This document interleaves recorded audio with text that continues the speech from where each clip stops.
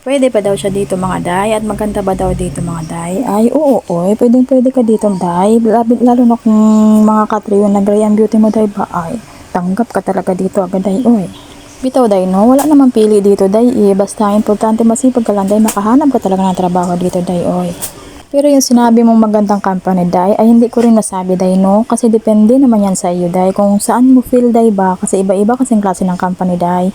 Yung mga company kasi, day, may mga something din yan sila, day, ba? Yung parang mga tao din, day, na may mga tinatago, bitaw sekreto din, day, na hindi mo din malalaman, ba? Hindi mo rin makikilala, day, pag hindi ka rin nagtagal dun, day, o hindi mo makasama, day.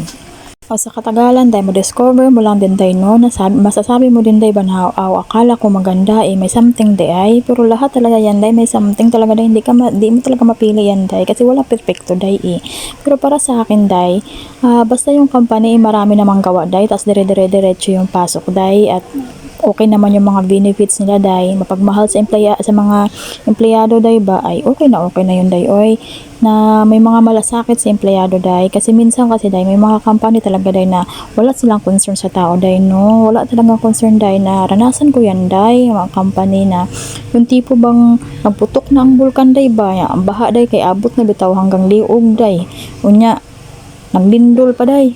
Pero ayaw ka man pa uwiin day oy, kasi iniisip nila day ba na ano mangyayari sa gawa nila day pag di matapos day ba. Yung mga ganun, wala bitaw concern sa mga tao day, ay para sa akin yun ang pangit day.